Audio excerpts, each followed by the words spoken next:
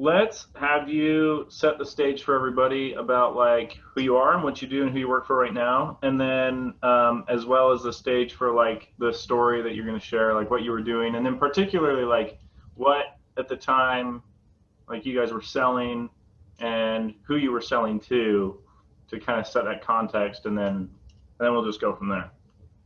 Yeah, sounds good. And if you want, I've got like, two successes and a huge fail that I could go with. So Yes, fails are amazing. I love hearing fails too. Yes. yeah, so I can go with, I can go a number of ways with this. So I've got two good stories of successes and then one pretty decent, flub that we could go to as well. So, and I try to keep my stories short and to the point. So we probably have time for this. So setting the stage. So I'm Garrett Erickson. I'm currently a marketing automation specialist at MarketStar. MarketStar is a leading outsourcing vendor for a lot of B2B companies, mostly in the tech environment, and they sell basically the product that we sell is sales teams. So companies outsource their sales processes to MarketStar. We hire those salespeople, manage the processes, and drive revenue mostly within the SMB markets for them. I'm currently dedicated to one client. A client program was sold and they wanted a dedicated marketing automation specialist, and that's what I do. But my story comes from a past role, my first go around with MarketStar, where I was a content manager. So Yeah, let's hit it. Let's do that. yeah, so when I was the content manager, my main responsibility was I supported directors and VPs of sales and business development to help MarketStar grow. And the main part of that was I supported the proposal process. So I created content. A lot of it was written, a lot of it was presentation oriented. And my job was to help these sales guys make the best presentation possible that's going to go in front of a sales or marketing exec at a Fortune 500 company, or a startup with millions and millions in funding that we're going after. So the crux of this story is we were invited to an RFP by Workplace by Facebook. So they were looking for an outsourced vendor to provide them with a sales team that would attack the SMB market and help them explode and grow in that space to sell this. It's an internal workplace communication tool. So basically takes the interface and look and feel of Facebook and applies it to the work setting to manage communications. You can share documents, you can collaborate, you can make video calls, set up different groups for projects and do all that stuff. So we're going to sell that in the SMB space. So we tackle this beastly document. It's like they have all these requirements. We have to pass their security. We have to do all this stuff. So we have to basically detail in document form. So it's in a big, fat, stupid Word doc, the way that we are the ideal vendor for them. So we're laying it out. We're telling our story. We're pulling in experts from all over the business, and we're writing this story together to answer this RFP. So we've got this 40+ page document by the end of it. And normally what we would do is just attach it as a PDF and send in an email. But with Workplace by Facebook and Facebook in general being such a sexy brand, right? As the VP that I worked with would call it, he used the word sexy a lot. So when he was talking about clients, and so with Facebook being that sexy brand that we wanted to add to our NASCAR slate of brands that we represent, I wanted to do something different. And so, as a company, we use HubSpot for our website and for a lot of our marketing stuff. And so I worked with our designer and I mocked up a landing page where we could put the document in this landing page as downloadable content.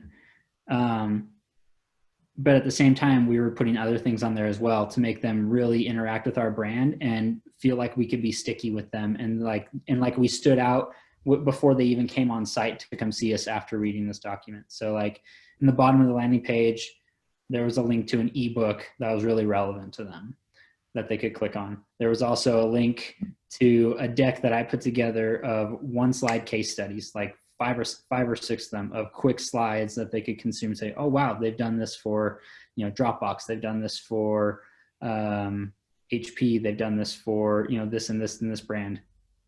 And then, another one was, to some sort of other piece of collateral that they would like. And then in the middle, right next to the place where it was like, hey, download our thing, was a video of Sam Newey, VP of Sales, saying, hey, thank you so much for letting us participate in this RFP. We really enjoyed, crafting this response. We're excited to get to know Facebook, and just having him really jazzed up about the Facebook brand and workplace and getting us, in the door better there. Yeah, so this is actually really interesting because I think you basically just described the process of what what an ideal account-based marketing play is, right? Whether it was a lot of people treat ABM as something a little more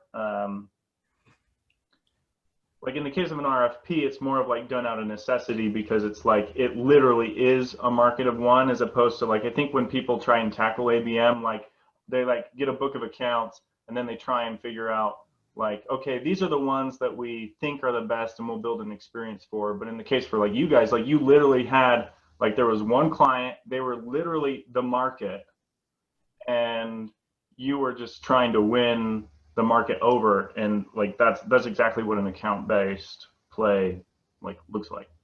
Yeah, exactly. And it creates a different level of ABM strategy, where ABM strategy can be used not just for demand generation, but it can be there to accelerate your pipeline as well. You can use it in later stages of your funnel, and not just to try to get people, engaged and aware of who you are, to that conversion. It can be used as a tool throughout. And, to me, the success was not just that we ended up winning that deal. It was that it took something that is so mundane and so boring and made an experience for that potential customer, turned out to be a customer, so much richer. Because if you think about it, Mike, if you're getting if you send out an RFP and you send it to 20 vendors and you're getting email attachments from the same people feeding you the same crap over and over again, and then you get this one email from this guy, from me, saying, hey, Michael, it's Garrett here, I really enjoyed this RFP process. Hey, click this link. We've got a landing page for you where you can download the document and view it there, and we've got some other cool stuff for you to see. You're like, oh, okay, maybe there's something worth talking about here.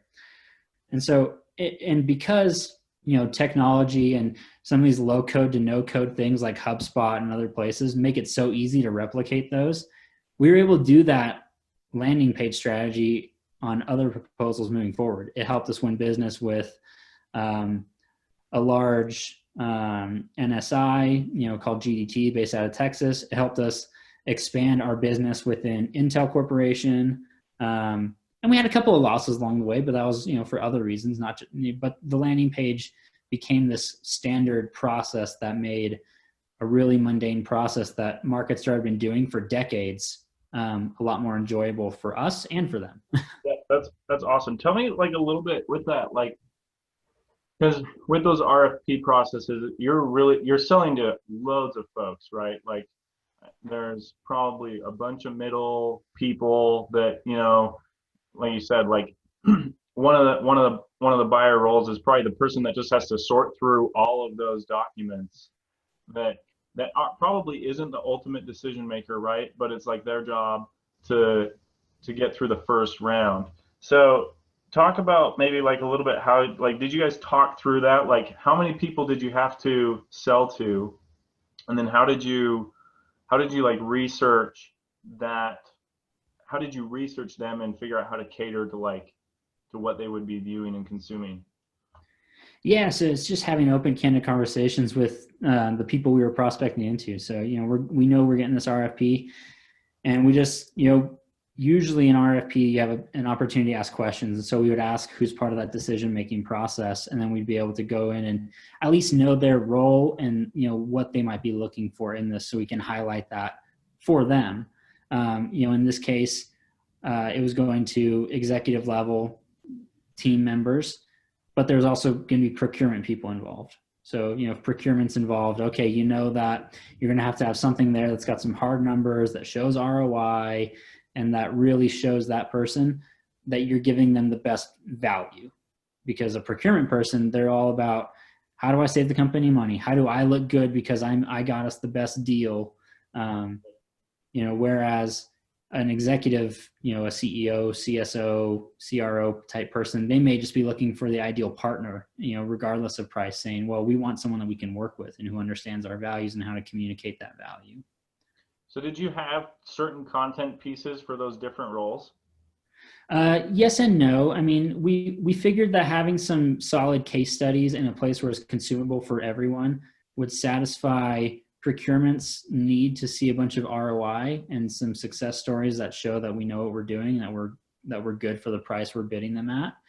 And then a couple of pieces were there to show some thought leadership that says, look, we're experts at this. Like, we know what we're doing.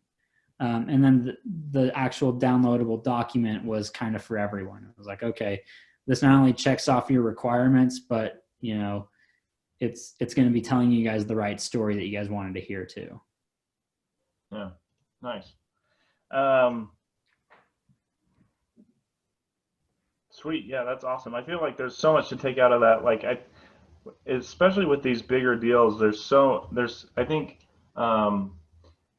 when people tackle ABM, it can get a little bit overwhelming, especially when you're trying to create, you have to, like in my case, I have a really small team.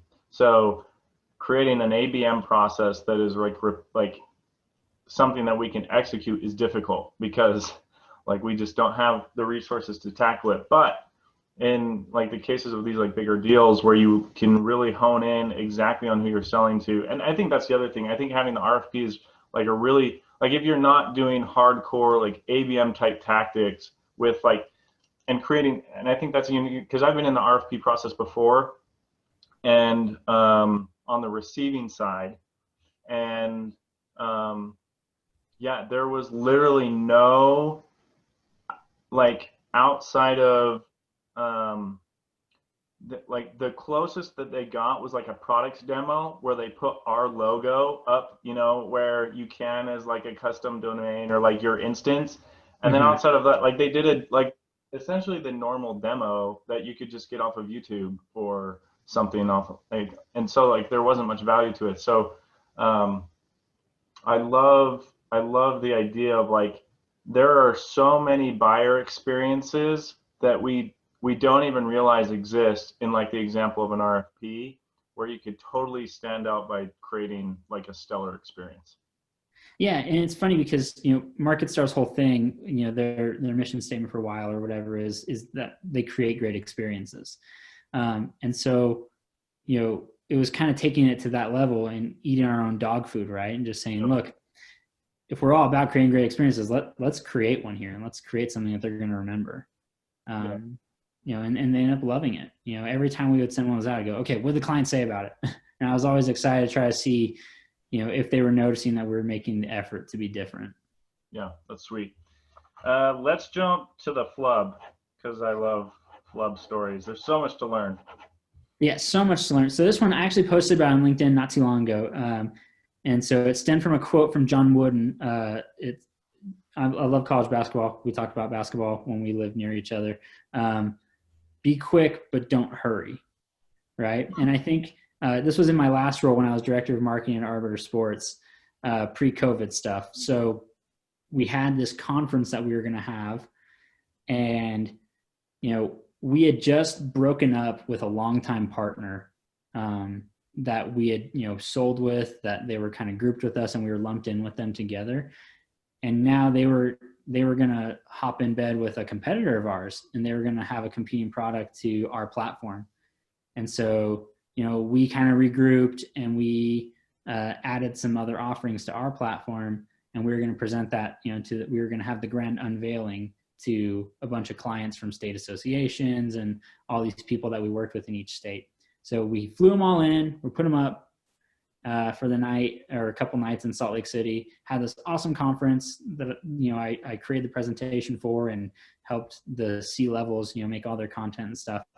And then it was on the follow-up email that I had this flub. So we were using Pardot for this. And so I was creating this email to go out, and I had two emails. One was going to be for the people who actually attended, and one was for people who didn't. And it was basically the same message, but it was going to have a couple of different nuances to it, just because of, people who attended were getting one message, people who didn't got another.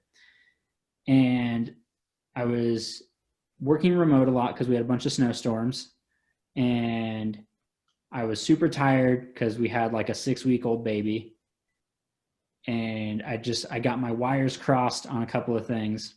And so downstairs in my little office, and I sent out the right email to the people who came to the conference. So the people who came to the conference and were most engaged got the right email. But I had used a different draft of the second one to send to the people who didn't attend.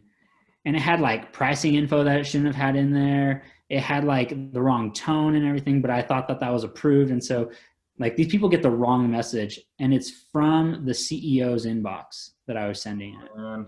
So I sent this, I blasted like dozens and dozens of high-level current clients and people we're trying to win back or win and take away from competition from the CEO's inbox with the wrong message in it. I think even the pricing was wrong too, if I remember correctly. Like the pricing was wrong because I didn't stop and take a breath and just pay attention to detail. Yeah. And so CEO calls me in, I get kind of chewed out, but he gave me a pep talk at the same time. Like, hey, you're so much better than this. He's like, we hired you and brought you in knowing that you were a little greener than a couple of people that we had interviewed, but we knew that you could not only get things done, but that you were hungry and teachable and coachable. He's like, this is a coaching moment. Don't let details slip. He's like, I don't care if your baby's brand new. I don't care if, this is going on. I don't care if you're tired. You've got to pay attention to the details. And so, it was a good learning experience. So I was like, okay, I didn't make any excuses because I knew he wasn't going to accept those. He knew my circumstances, but he also knew that I had the potential to rise above it. And in this case, I hadn't. Yeah. So this is totally just like a rite of passage for anybody that's like involved with email marketing. Like you haven't lived in the space until you've sent something like completely wrong to like loads of people, and it's like a big deal. The fascinating part of the story that to me, and because I've actually like been over the past year and a half lived kind of like the reverse experience. So like when I was working at Franklin Covey, there was plenty of time to like detail was really important, but what that meant was like we were moving pretty slow comparatively. And now I changed jobs over into like really teeny SaaS startup, and it's been a total flip of like we've got to move fast, and some mistakes are fine. Like moving faster is going to be more important. And so I've made mistakes, and then like when I make mistakes, it's like, okay, we got to like hone it back and maybe put in a little more process. So it's like this balancing act where it's like, as long as you're doing it right, you got to move faster. But then as soon as you mess up, you got to tone it back a little bit, make sure you've got extra process involved. It's just like it's just a tough balance to like always figure out. Yeah. And Arbiter Sports was very much the same environment. I mean, like they brought me in, company was about 100 or so people, but we were a marketing team of like 2. And so, I'm doing a lot of things myself. My employee was a part-time employee, so I've only got him like 25 hours a week. And so, feeling like I had to just do all this by myself, I just didn't stop and take a breath. Yep. While I was trying to move 100 miles an hour. and deal with all this personal stuff that I had going on with a new baby and, you know, being exhausted and helping my wife recover and all that stuff. So it was a really good teaching moment for him and a really good humbling and learning moment for me. That was like, oh, like, yeah, like you're going to make a bunch of these mistakes probably, but just don't make the same mistake twice. And, you know, when you find different ways to flub up, you'll learn new lessons. Yeah. I think those lessons still are probably why every single email marketer still can't quite handle like the anxiety of clicking send to any newsletter, any kind of like pitch like that, because we know there's always the chance that even if you checked it like 3 times, there could be something. Yeah, So could be a chance your variable link didn't take, or you know you're linking to the wrong landing page, yeah, or you used, you know, a template that you shouldn't have used, or you exactly, know because you're you're like always concerned. smash, you're trying to like you copy something that you did before because it's going to save you so much more time, and then like you missed one of the links. Yep, that's how it goes. Well, these are awesome. I think there was a lot of cool stuff to take that I think folks will learn from both of these stories. Um, any final like thoughts you want to add in? No, just, you know, marketing is ever evolving, right? And so it just, as we learn to roll with the punches, that's where the growth comes. And so yeah, it's just, you know, I've learned, and especially 2020's taught me with, you know, losing a job to COVID, taking steps back, dealing with, you know, stress and anxiety of all that stuff, that at the end of the day, it's just work. You know, we're going to make mistakes. We're going to have great wins. But at the end of the day, this is just to facilitate, you know, trying to enjoy life and whatever it gives you. So Yeah, just take it all with a grain of salt. that's good advice. Yeah, we overthink and over index some things too much. So, well, I thanks for the time, dude. Appreciate you being willing to take some time to chat.